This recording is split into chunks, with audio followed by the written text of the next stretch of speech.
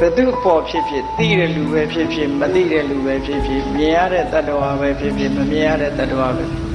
အားလုံးအစဉ်ပြေကြပါစေအစဉ်ပြေတာပဲကြည့်ချင်တယ်နော်ဘယ်သူမှဒုက္ခမရောက်ပါစေနဲ့ဟောဒီစိတ်ကလေးကိုကိုယ်တဏ္ဍာမှာမွေးတာမနဲ့အေးရထားတဲ့အချိန်ကနေမွေးတာဒါကိုစိတ်ကောင်းလို့ခေါ်တာပဲအဲ့ဒါလို့ကိုယ်စိတ်ကောင်းထားတဲ့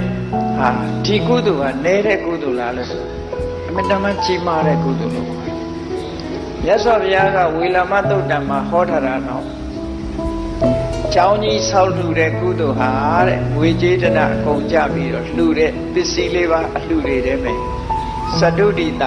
တန်ဃာကိုရည်စူးပြီးတော့ကျောင်းဆောက်အလှူဟာအကောင်းဆုံးပဲဒါဖြင့်သူ့ရဲ့ကောင်းတာရှိသေးလားရှိသေးတယ်တရဏဂုံသုံးပါးဆောက်တည်တာအဲကျောင်းဆောက်လှူတာတဲ့ပုဂ္ဂိုလ်တို့ရတယ်ဒါဖြင့်တရဏဂုံဆောက်တည်တာတဲ့ကောင်းတာရှိသေးလားအေး၅ပါးသီလထပ်ပိုးလိုက်ရင်ဒီတဲ့ကောင်းတယ်ဒီလိုဟောတာနော်ဒါဖြင့်၅ပါးသီလတပည့်တော်တို့တရဏဂုံလည်းရတယ်၅ပါးသီလလည်းရှိတယ်ဒီတဲ့ကောင်းတဲ့ကုသိုလ်ရှိသေးလားဆိုရှိတယ်မေတ္တာပွားဟော